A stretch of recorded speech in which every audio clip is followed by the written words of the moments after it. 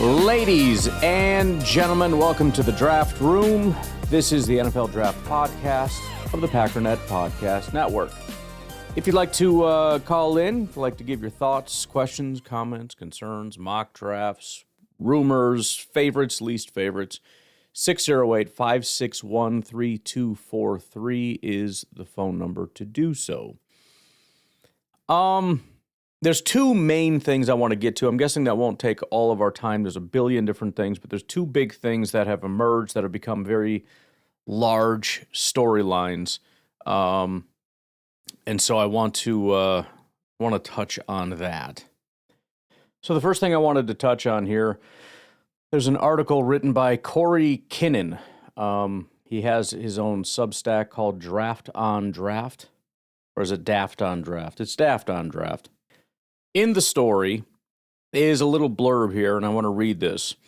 Ending on a bummer here. I was told by an NFC scout that Ohio State all-class safety Caleb Downs had a couple of issues flagged during his medical check. Nobody expected him to test this week anyway, so it flew a bit under the radar. However, I was told that Downs was flagged with a partially torn meniscus this week.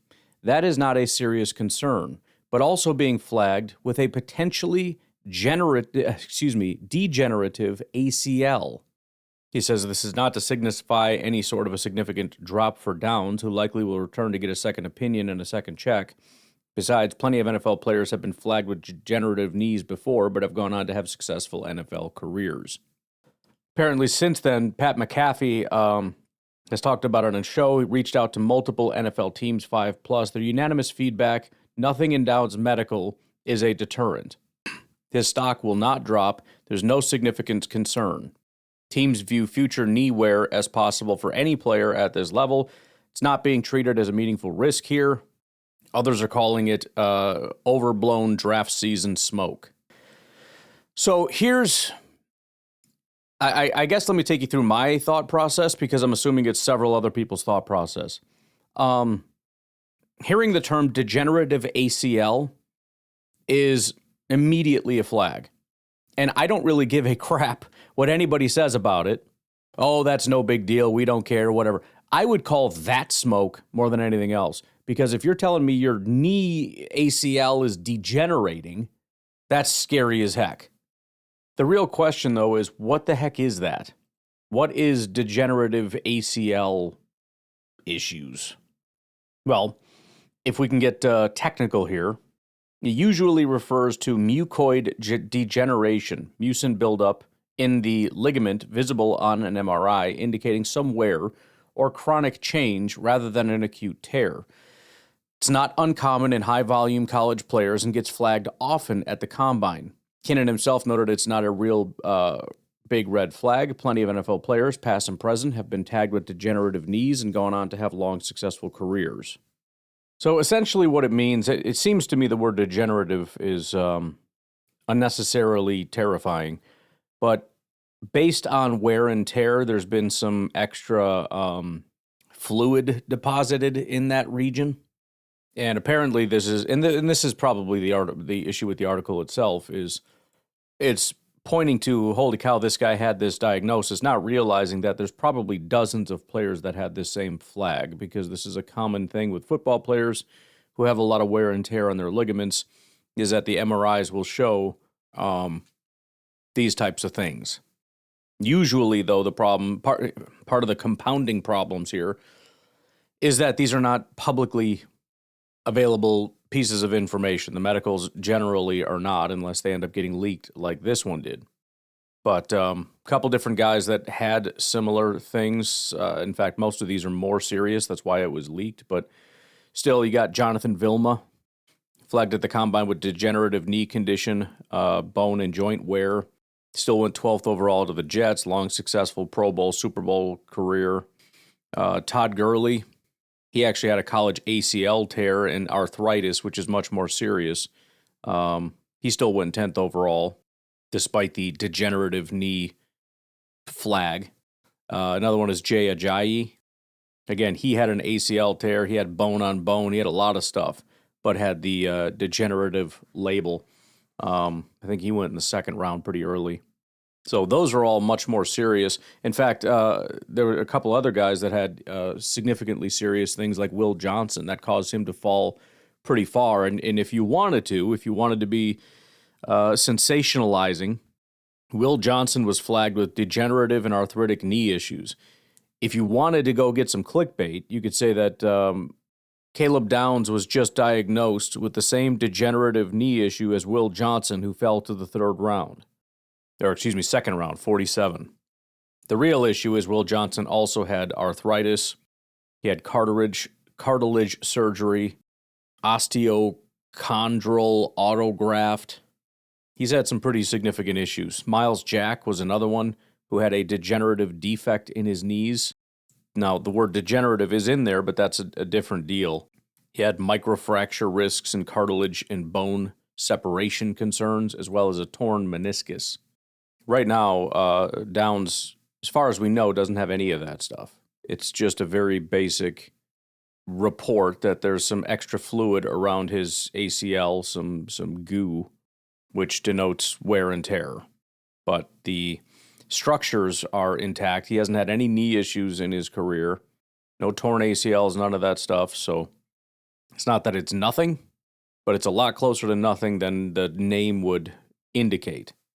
And as far as the partially torn meniscus, these are also apparently very common, often managed with just rest, scope if needed. Very rarely causes significant career derailing problems. So that's been a big, major talking point. Caleb Downs has a degenerating knee and everything's falling apart. As of right now, as far as we know, it's teams saw the medicals and have determined this is minor. They probably have a large portion of people on their list that have that similar flag. They see it every year. They see it all the time, and they're wondering why everyone's freaking out about Downs, hearing about this stuff. The second issue I wanted to bring up that's been buzzing around quite a bit is about Makai Lemon. Lemon right now on the consensus board is sitting second behind Carnell Tate and sitting 12 overall. He's in a very, very high spot. Apparently, the combine was a bit of a disaster for him. Not really the workouts or anything like that. Everything kind of went well there. It kind of started off with his podium sessions. It's hard to describe on an audio podcast, but I would encourage you to go search when he talks about Amon-Ra St. Brown. I was going to post something on social media. I just couldn't find the right meme for it, but it's this very weird response. Nothing really wrong with the answer necessarily. It's just kind of, who would you model your game after? He says Amon-Ra St. Brown, but it's the way he moves his head and his eyes and everything else and sways his shoulders around. It just reminds me of this exaggerated, when a guy's trying to pick up a girl or whatever, what's up, girl? What you know what I mean? And it's he's rubbing his hands together and licking his lips and he's doing that when he's answering a question about who do you model your game after. It's very weird. Then there was a video, and a lot of this stuff is probably nothing, but it's talk of the town. There's a video, I think it's a Patriots coach. He's explaining a drill out on the field. You're going to do this, and then at this point, you're going to do this, blah, blah, blah, blah, blah. Everybody's paying attention. Makai Lemon is, I don't know what he's doing. But there's a line of receivers, and then the coach is in front of him. Makai Lemon is behind the coach. He's staring out toward the field. He's clapping his hands. He's doing it's possible he's listening, but he's really put himself in a difficult position to listen. And then immediately after that, they show a clip of him running that drill, and the ball just goes sailing on him, presumably, again, maybe not, but presumably because Lemon did not do what he was supposed to do.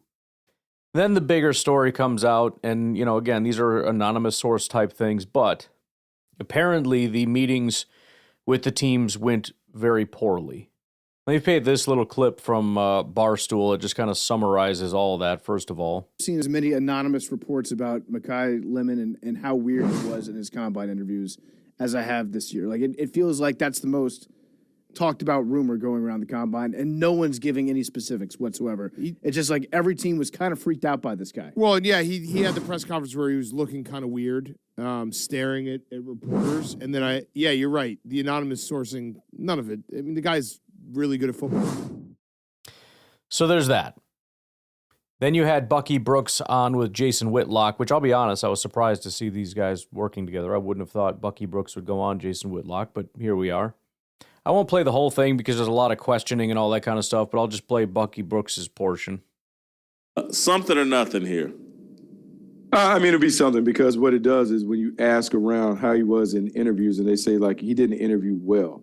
It wasn't a great, he didn't put on a great projection in terms of, like, maybe professionalism and those things. And so that could be problematic. Then you got to get to know the kid a little more to kind of understand who he is, what he's about, how he's going to fit into the locker room and those things. You can't deny the talent. Like, he's a really good player. He was one of the top 3 wide receivers coming into the combine. And he can run routes like a freak show. But that would kind of just one of those things that you have to work through. It wasn't perfect, but I would say, like, is it something that can be coached through? Can he have some media training? Can he handle the communication part better? But, yeah, it wasn't a great showing from Makai Lemon on that thing.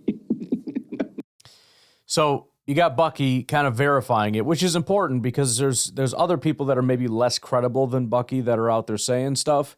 And, it's easier to throw out until you hear Bucky Brooks. And he's trying to, pare it down a little bit. Like, it's not a big deal. But he's verifying that there were issues. Here was one of the bigger tweets that came out via Braden Fihoko. He says, I talked to a scout just now who said he didn't know what Makai Lemon's motive was behind his combine interviews, but whoever advised the kid needs to be fired. Absolutely bombed it, word for word. Then you have a Jets insider by the name of Chris Nimbley. Play Like a Jet. I don't know where Chris Nimbley, apparently didn't post it on here, but Play Like a Jet did. Said, per Chris Nimbley, multiple league sources have told him that Makai Lemon's in-person interviews at the Combine in Indy were a disaster. Nothing concrete as to what exactly the issues were, but all who spoke with Chris agreed that Lemon did not come across well. Then we saw another tweet. This one very well could be fake, but I'll read it anyways. I've circled the wagons in the Makai Lemon Combine interviews. At this time, I can confirm that 4 teams have taken Lemon off their boards due to his interviews with teams. The teams were not disclosed. Again, I would take that one with a very healthy grain of salt. In fact, I would say it's almost entirely not true. But this is kind of what's all out there right now. With that said, though, goofy, weird, what other words you could use to describe receivers? They sometimes they're pretty good. Not very well liked, obnoxious, self-absorbed. Those can be real good receivers. So I think he'll be fine. All right, let's take our first break, and we'll be right back. All right, we should probably mention this one. This one's pretty interesting. I've done this many, many times over the last couple of years, the regular old Packernet podcast. But Kevin Cole, he has a metric that I would say is somewhat similar to RAS, but kind of better. It contextualizes how good a performance somebody had based on how valuable that combine event is. So, for example, if you look at this and say somebody got a 10 out of 10, a defensive tackle got a 10 out of 10 for a 3-cone, but a 5 out of 10 for the vert. Well, according to this, the value of the 3-cone is through the roof. The value of the vert is negligible to 0. Drew Dahlman's retiring. Let's go. That's what happens when you fix your team by bringing in 30-year-olds. You know what I'm talking about? But you get what I'm saying, right? It's weighted. So the if you were to create a grade out of 100, the 3-cone is 95% and the vert is 5%. And so your grade, if you get a 10 out of 10 for the 3-cone and a 5 out of 10 on the vert, is going to be like a 9.8 out of 10 because the 3-cone is much more valuable. So he applies that to the different positions and then comes out and says, here are the guys that did the best. And let me see here real quick because there's 2 different things. There's He's got PFF rank, value percentile, and draft percentile. What the heck was that again? I'm trying to remember. Oh, wait, Dahlman was 27. He wasn't the old one. He was the guy that was going to be around for a long time. Jeez, that's crazy. Yeah, Joe Thuney, the guard, is the one that's old. Whoo, baby. Okay, now I remember what the difference was. So there's two different values. One of them is how much teams love these metrics. In other words, how much they draft based on these metrics. The other is how much actual value there is. So let me give you an example here. Again, not a visual podcast, so this can be a little complicated. But if we look at weight, for example, for defensive tackles, the blue line, and it's the numbers themselves seem somewhat arbitrary, but the blue line is at a +2. The red line is at a -1, meaning what? The more you weigh, the more teams like you. There's a positive correlation between weight and teams' draft value. The earlier they're going to draft you, the more that they like you. With that said, the lighter weight guys are the ones that tend to actually have the better value. In fact, this could take a while going through this because there's a lot of good information here. I should have saved this for a whole day. That's all right. We'll do it anyways. Linebacker is a hilarious one because basically what we've learned is that the combine basically means nothing for linebackers. If we look at the red, the correlation, things that matter, the biggest one is weight, and again, it's negative. However, for NFL teams, the weight is it's all the way up to 8. Again, kind of arbitrary numbers, but all the way up to 8. A -1 is the actual value, but the rest of these, so if you look at actual value, -1 is the biggest correlation, and it's an inverse correlation. Arm length, 10-yard split, 40, broad jump, vert, 3-cone, and short shuttle are at like 0.1 for each. It doesn't matter. But if you look at how much teams actually value these things, how much they care about all these things, as much as they say that they don't, how much does this impact what they believe? 8 for weight, 4 for arm length, 2.5 for 10-yard split, about 3.5 for 40 time. It's a little over 4 for the short shuttle, over 1 for the vert. So they care a lot about the metrics for linebackers. Almost none of them matter outside of the inverse value that actually exists, which is smaller linebackers tend to be a little bit better. You see that kind of across the board. The teams care way more than they should. In fact, I'm trying to see if there's one where teams don't care enough about a specific thing. They care in the wrong direction sometimes, especially when it comes to weight. But I can't. Oh, here we go. Edge rushers. There's several of them. 10-yard split. Teams don't care. It matters. 1.5. The vert. Teams don't care. It matters. 1.5.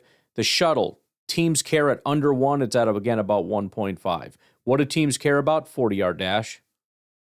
And that does matter. It's for the actual player value, it's at about a 1.5. Teams care over 4, though. The other massive discrepancy is broad jump. There's almost no correlation whatsoever to broad jump. Teams care at over 2. And then weight, again, is inverse. They care at about 1.5. It's -1 for edge rushers. All right, so that's kind of what we're doing. Hopefully that makes some level of sense here. I think what I'll do is I'll try to distill this down a little bit and put some of this on the Patreon because I really do love this. I love this study that he does. I'll kind of recreate some of this because it's an image, and it should be kind of like a sortable Excel file would be the better way to use this. So I'll try to do that for you. If nothing else, I'll put the images up there. With a shout out to Kevin Cole, by the way. I hate to just rip off his work.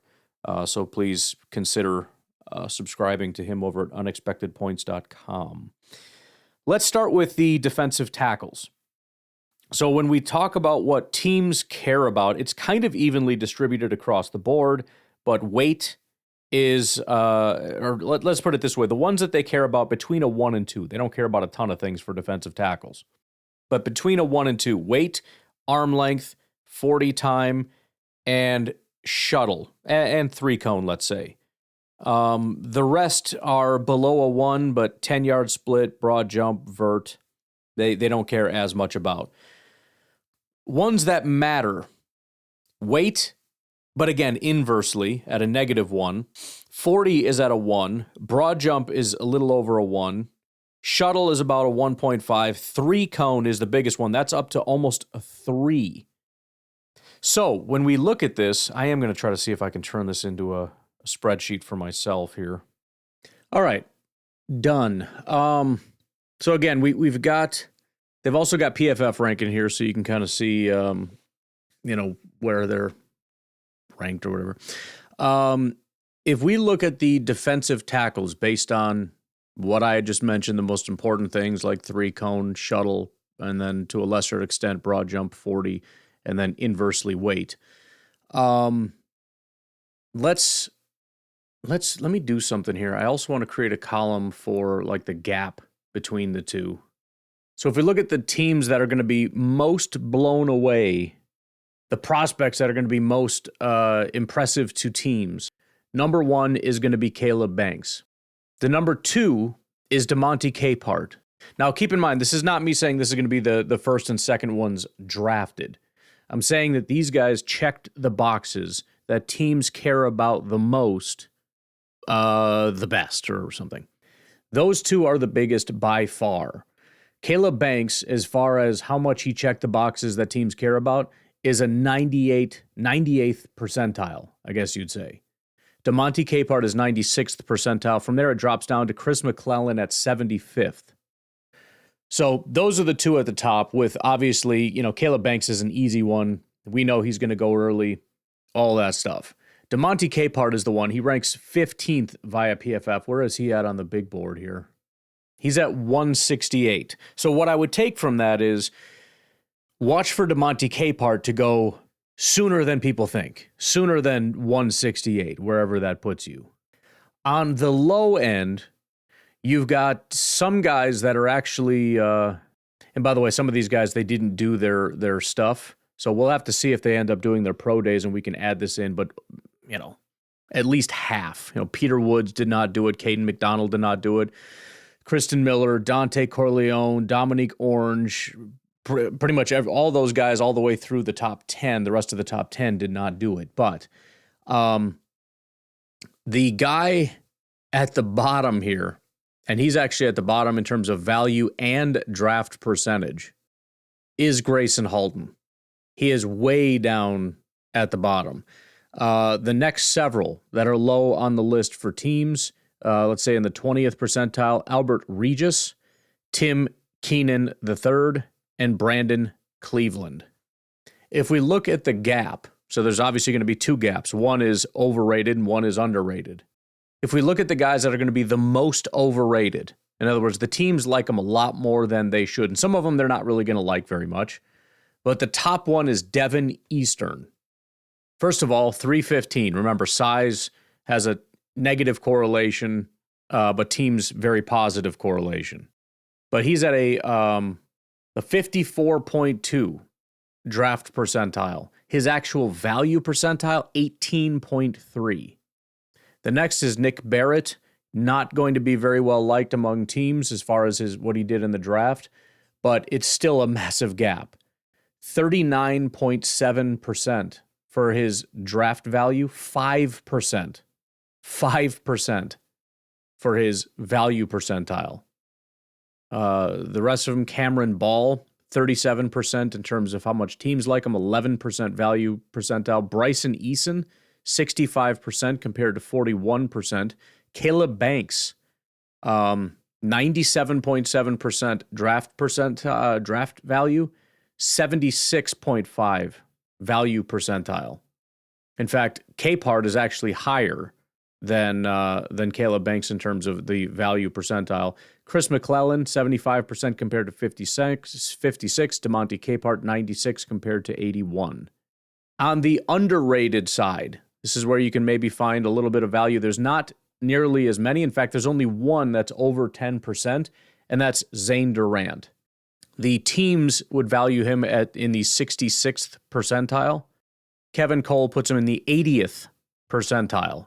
In fact, from the value standpoint, Zane Durant is second behind only DeMonte Capehart in terms of checking all the right boxes. Remember, weight is inverted. He comes in at 290. Three cone's the next important. He didn't do that, but of the ones he did, 40 in broad jump, he ran a 4.7540, which was the best of the group. And his broad jump at 112 was tied for fifth. By the way, if we're just kind of looking for individual things, three cone again by far the most important.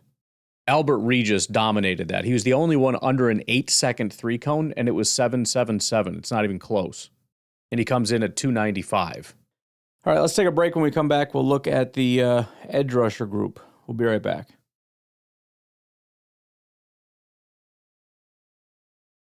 All right, so according to Mr. Kevin Cole here, biggest things you're looking for edge rushers, and it's all between a 1 and a 2, so not massive, but there is some correlation.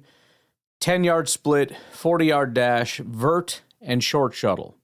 Then on the inverse side, about a -1 is weight. What do teams care about? At above a 4 is 40-yard dash, so way too much. The next thing they care about is broad jump, which has basically zero correlation. And then weight positively and arm length positively between a 1 and 2. So that obviously gives us two very different charts here. Looking at the edge rushers that impressed the teams the most, I guess you could say, Makai Lemon, number 1. And honestly, that works for both. There's not much of a gap there. They're impressive in both counts. But Makai Lemon, 93rd percentile. David Bailey, 91st percentile. Danny Dennis Sutton, 87th. And then Jackie Marshall, 73rd. The lowest, the two that were below 10%, Wesley Williams and Quintavious Hutchins at 8.1 and 6.6%, respectively. In terms of the value, Makai Lemon still number 1, then Danny Dennis Sutton, then David Bailey. So really not much of a difference. The only one where it gets different, or I guess these two, George Gums Jr., 73rd percentile. From the team standpoint, 49th percentile. Same goes for Romello Height, which is interesting because, depending on who you listen to, he didn't have a very good combine. 71st percentile from a value standpoint, 42nd percentile from a draft standpoint. Number 1, remember, inverse correlation with height. Both of these guys are small. 245 for Gums, 239 for Romello Height. Also, teams care a ton about 40. Gums was 4.66, Height was 4.64. Not massively impressive. There were worse. There's 4.7s and 4.8s out there, but they weren't in the 4.5 David Bailey range. The other thing that's very important, a big one for edge rushers that teams do not seem to put a lot of emphasis in, is the vert. George Gums had a 41-inch vert. That is the best of any edge rusher. Romello Height was at 39, which was one of the top, like the 4th best vert. So that has a high correlation to NFL value and to NFL success, but not very much in terms of how much teams seem to put emphasis on it. So George Gums and Romello Height are very similar prospects, at least in terms of their athleticism, but are definitely going to be underrated. On the negative side, nobody was below 10%, but we'll go below 20%. LT Overton, he's at 19.6%. Vincent Anthony Jr., 17.8%, and then the lowest was Wesley Williams, who just had, a bad combine for sure. Then if we look at the gap between them, overvalued prospects, number 1, Jackie Marshall. His draft value, 73rd percentile. His we'll call it actual value, 35th percentile. Keldrick Falk, 68th compared to 44th. That's a 24-point gap. Jackie Marshall, 37th. And then LT Overton, even though he's not going to be very valued, he didn't have a very good combine. he's still overvalued. 35th percentile compared to 20th. And then the last one is Vincent Anthony Jr. There's a 13-point gap between 31st and 18th. On the underrated, Wisconsin edge rusher Mason Rieger, team value at 31.8%, undersized guy, slow 40, right, garbage. On the value side, 64th percentile. So there's a 32-point gap there. Romello Height, who we mentioned, 42nd compared to 71st. Cassius Howell, 42nd compared to 69th. R. Mason Thomas, very much despised by the team metrics at 18.9%, but he's up to 45th percentile. George Gums, 49th compared to 73rd. And then Nadame Tucker would be the last one at 14% for teams, 34th percentile in value. So I'm not sure the best way to add this to the big board of mine, but I think I should try to figure something out here. We'll see. I think I'm going to stop there. We'll maybe do the same thing tomorrow. We'll do a little news and notes, and then we'll add another position here, going through linebacker, corner, safety, and then we have offense we got to do as well. So we'll try to get through the last three tomorrow for defense. But I am going to leave it at that. You all have a good rest of your day. Talk to you later.